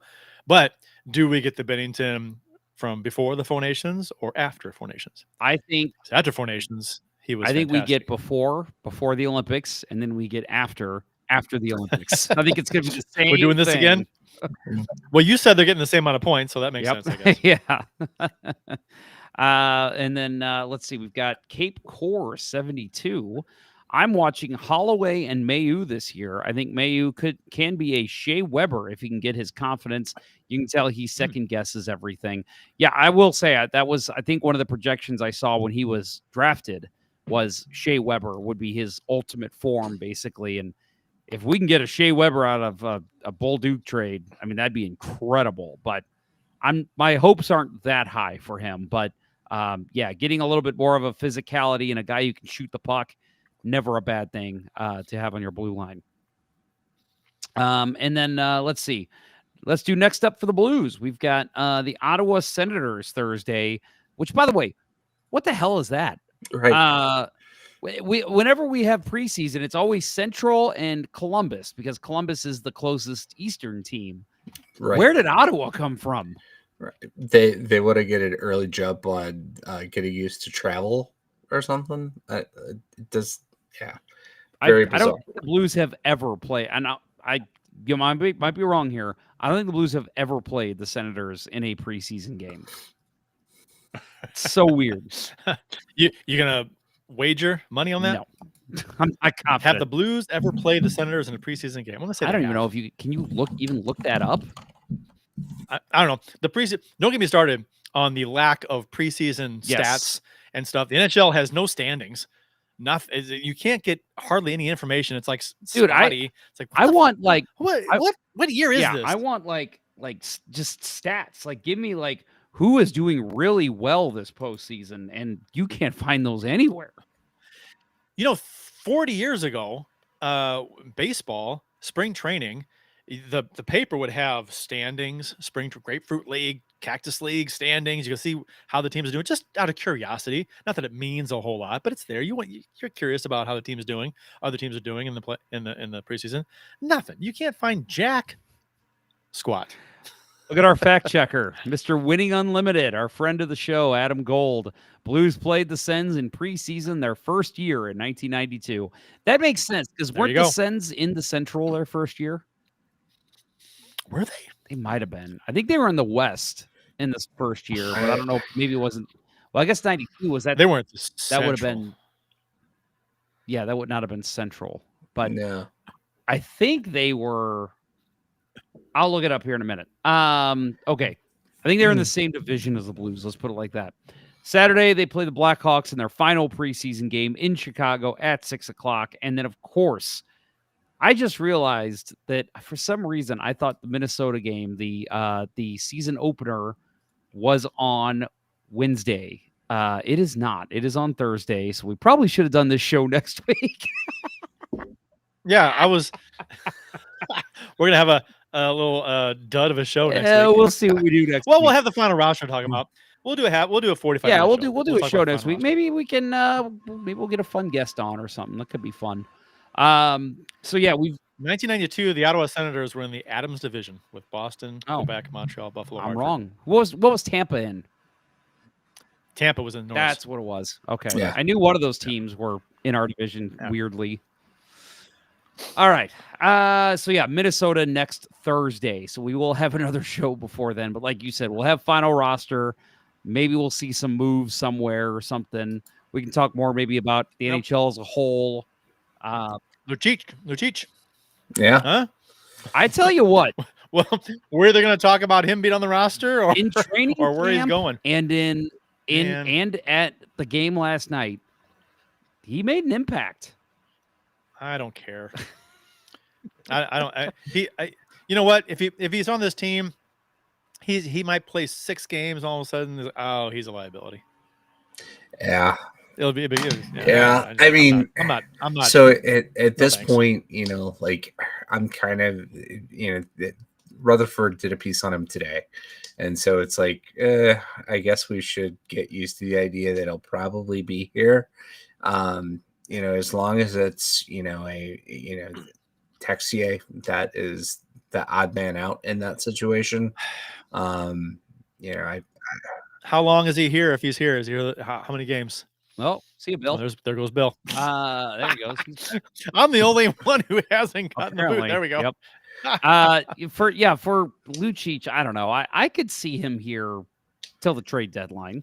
Maybe Boston picks him up and he does a little last hurrah with them and disappears. But why? Boston's not going to be a playoff team this year. So exactly. And that's why I'm saying I think they might be interested. Hey, we'll just take him for the end of the season and give him a last hurrah. Yeah. So they don't have to bring him back for a training camp like Marc-Andre Fleury. Right. And I'll say Scumby. I think that's a new live listener. Lucci should go back to doing insurance commercials. Yeah, I'll say last night, watching Lucic, because I've seen him obviously play a ton, even at Enterprise Center, but never in a Blues jersey. So I'm watching him skate last night. My brother and I were calling him Quasimodo. Yeah, he does have a hunchback quality. He looks like a hunchback when he's skating. Yeah, like we just kept going Esmeralda. That's racist. Is it? No, I don't. It's not nice. Well, I think Kurt's dead set against him because he's wearing his number. That's true. Yeah, that I mean, 12. Come on, 12 should be a little higher standard. Yeah, don't they? Than Lucic and his swan song. Of his don't they career. know that somebody wore that in a roller hockey tournament and scored a huge shootout goal in a beer league tournament? I mean, come on. You can't wear 12. It was a shot that I have never ever done before and will never ever do again probably. Yep. And it worked. It did. James McCarty, that's a new live listener over on Facebook. He says, I'm excited to see what happens tomorrow night. Holloway and Kyrou, and he gives the head exploding emojis. So yes, let's see what happens. Very excited for the season. I've said it all summer. It feels like it's so funny because, the Blues the last 2 seasons have missed the playoffs, and I just kind of roll through the summer, and then like September comes and I'm like, okay, we're close. It's like when the Blues actually make the playoffs and extend the season a little bit, the summer feels so much longer because you're like, oh, there's actually excitement around the team now. So yeah, this summer it just dragged on. So I am excited that we are 8 days away from the home opener. God, I still can't believe it's October 1st. Mm-hmm. Well, we mentioned it earlier. I'll go ahead and say it. For those that haven't seen it, a report came out tonight in our NHL. We'll quickly go through some around the NHL rapid-fire tidbits. Brought to my attention, actually, when the show was getting ready to start, Bill was like, did you see the Mammoth news? Yeah, apparently. Well, Bill, you know it better. I didn't see this. Yes. Go ahead. See this. Go ahead, Bill. Yeah. So Wyshynski posted this at 6:39 tonight that a Mammoth Hockey LLC, hockey bag company out of Portland, Oregon, has sought an injunction against the Utah Mammoth right before the season starts for copyright infringement. Well, they should have just went with the Yeti. They're going to get sued anyway. Yeah, exactly. Right. And so they said at the time when they moved forward with the Mammoth after the fan vote that, nothing else we're going to choose has any kind of copyright issues. Right. And they almost immediately started getting notices from this company.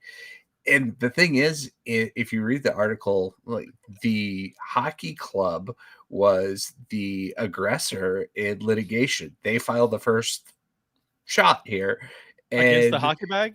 Yeah, and because they had been threatening litigation, and they thought maybe they could bully him off or something, and now right on the eve of the season starting, this gets filed. This is fun. this is funny because Yeti, the reason why they didn't go with that was like the one they wanted. The reason why they didn't go with that was because the Yeti cooler company was going to be upset and they would sue them. And Yeti coolers, nothing to do with hockey, right? And but now the company that's suing them is a hockey bag manufacturer. So they used language that the hockey club filed a patent on Utah Yetis, and it was turned down because I don't have the article pulled up, but like the language that they used, it could cause brand confusion. Basically, they used that same language when they filed this for the injunction. So beautiful. Can you imagine if they've spent all this money on branding and they have to hide it and have to go back to last year's jerseys on the eve of puck drop? Dude, imagine if you bought it yet. Oh my God. Hang on. Yeah, keep talking. Just you know what? Just stay the Utah Hockey Club. Yeah. First of all, I think this the whole protecting your brand thing when there's no like Yeti. I have a problem. This is a little different because they're both hockey related, but I'm so pissed off. The Yeti cooler company and then the team Yeti there's nothing to do with. They're not in competition with it. There's no confusion there with anybody. Jeff's got the showing the Yeti. Somebody got a Clayton Keller sweater. Clayton Keller. Mammoth. It is not for me. This is one of the giveaways for the Ponder Cup. Wow. So I'm like, man, if they do have to ditch these jerseys, this should better bring in like $600. Collector's item. Yeah. For sure. Man, if that happens, I might have to keep it. But you know what? They've probably sold a ton of jerseys too. They have for sure. This is I understand companies want to protect their brand, but some of this stuff is ridiculous. But stupid. Also the timing of it tells me they could totally be after a big payday, right? Yeah, just get paid off. Yeah, that's true. Like, hey, we'll settle for so many millions of dollars. Yeah. Huh. Right. Have you ever heard of that? No. That company before? No. Have you? Mammoth Jeff? Hockey Bags? Have you heard of Mammoth? Jeff? No, I've never heard of Mammoth. Me either. Huh. I wonder. It sounds like it's a take on the what are the standing up goalie bags called, Bill? I'm drawing a blank. Too expensive for my blood. Yeah. God, I can't believe I'm blanking on it too. I should know it. But that's what it sounds like to me, at least. Somebody just posted that in goalie Reddit the other day. Not so much. They're just kind of your typical kind of leather bags. I'm looking them up here. Let me try to share my screen real quick. So yeah, this is their product here.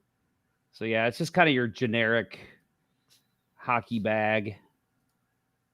But yeah, I mean, if it's that looks very close to the Warrior bag I have. Maybe Warriors should get involved in this. Yeah, right. We had a hockey bag before you. You're infringing. Yep. That's anyway. I like the logo though. I mean, that's fine. Maybe this will. And last year I didn't like the Mammoth logo. I went on the show complaining about it because it looks like every other modern sports logo that you see, like generic kind of a thing. There's nothing. I don't know. They could have done something a little different, but so maybe they'll. I'm sure they'll keep the Mammoth name and they'll settle. Right? They're going to pay off this company. Well, guys, I think we actually have our comment of the show. I knew it. I'm surrounded by assholes. It is the Utah legislature from Justin Scott. I will give you comment of the show on that, sir. Yeah, the Utah L's. All right. One last thing that I want to mention because it is huge news. We mentioned earlier briefly. I know Justin has been asking in the comments for us to talk about it real quick. Kirill Kaprizov, max deal to stay in Minnesota, 8 years, $136 million. That is $17 million season. Million a season, keeps him in Minnesota through 2023, 2024. That is the highest AAV and the highest contract dollars ever signed in the NHL. The structure of it was odd. He gets like $1 million and then a bunch in bonuses. And I didn't think you do that anymore. Apparently you can, as long as I think it used to not go against the cap, but I think it does now. I think that's the change. Okay. So yeah, it's I guess if anyone's going to do it in the Central, it makes sense that it'd be Kirill Kaprizov, but I'm looking at this and I know everybody's thinking the same thing. Oh, McDavid's loving this. I'm looking at the Edmonton Oilers and I'm like, oh boy, nobody's as upset about it as they are. Yeah, and God, I don't know. I don't. I mean, it's being a fan of the Blues. Right. And we can't touch a contract like that. Right. So it's like, there's no, I don't know. I've whatever. I mean, you got to fit him under the cap. So and how long is it? 8 years max? Right. Yeah. It's the max 8 years. This is the last year you can sign 8 years. Too. Yeah. So, I mean, that's good for the Blues, I guess, because just means less money for everyone else in Minnesota. But whatever. I mean, it's hard to argue because he is a heck of a hockey player. He's fantastic, but is he worth best money in the league? Now, so when the Blues did this in the 90s, signing players to bigger contracts and things, and they pissed off the NHL and the league and stuff, and why aren't people getting pissed off in Minnesota? I guess Edmonton is, but let's let them. Let's let Judge Houston exact some revenge on them for signing players for Judge Houston even around anymore. Oh, he died a long time ago. So all right. I think that it could wind up being that stunts Winnipeg's ability to supplement around him. They're going to wind up with a bunch of mediocre players when the cap goes flat again in 2 years. Yep. Would you rather have Thomas at his $8 million or Kaprizov at his? Thomas at $8 million. Yeah, me too. I think that's a solid number for him, especially since we got him locked up for so long. That's that number is going to only bargain for Thomas. It's a bargain for him now. Yep. Yeah, well, we've got Joe Schmo with a good comment here. I'm actually glad the Blues aren't built on a superstar forward. I'd rather have an army of good forwards like 2019. Yep, agree. And Joe asked if he played in 46 games last year. Yeah, he did have an injury, but I will say he is not typically injury prone. He just had a bad injury, but we'll see if that continues. For Minnesota, hopefully not. For the Blues, hopefully. All right. Well, guys, first of all, before we end the show, Bill, why don't you stand up and take a twirl? You're wearing something pretty beautiful there, too. Look at that. If you would like to order one of those sexy jerseys, make sure you reach out to me, jponder94@gmail.com or any of my social media channels, and we will get you hooked up with a jersey. I have another order going out very soon, so we are definitely taking more orders right now. So let me know if you are interested. What for those on the podcast? That was a Let's Go Blues Radio jersey. Oh, good call. Yes, it was the white one. It was the one that was just released last year. So, it's what is it? 45 for one jersey. If you'd want to package those two, get a blue one as well, or even just get two white ones or two blue ones. We have a little bit of a discount at $85 for two jerseys. So, with a vintage Let's Go Blues Radio logo too. That is true. It is to go with the vintage style jersey from the early 90s. Maybe for our 600th show, I'll release a yellow one with our new logo. Red one. Do a red one. No. All right, guys, I think that will do it. Anything to add before we close up the show? No, sir. No.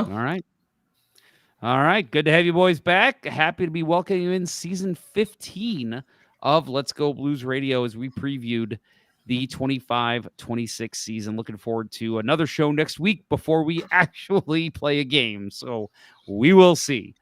Thanks to our incredible sponsor, StrikeWithMike.com. That will wrap up episode 1 of season 15 of the original St. Louis Blues Hockey Podcast, Let's Go Blues Radio. Thanks for listening, and thanks to those who participated in the YouTube and Facebook live chats during the live show. Make sure to follow us on socials at LGB Radio and like, follow, and subscribe to us on YouTube, Facebook, and yes, we are also on Twitch.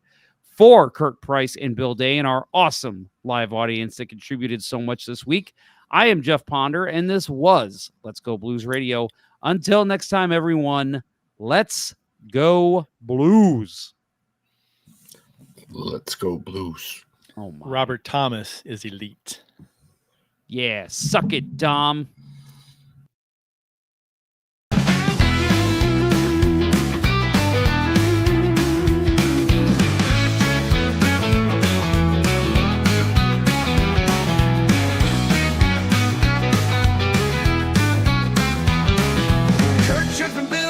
TV talking St. Louis Blues hockey, moving fast, can't catch the beat. Skates on fire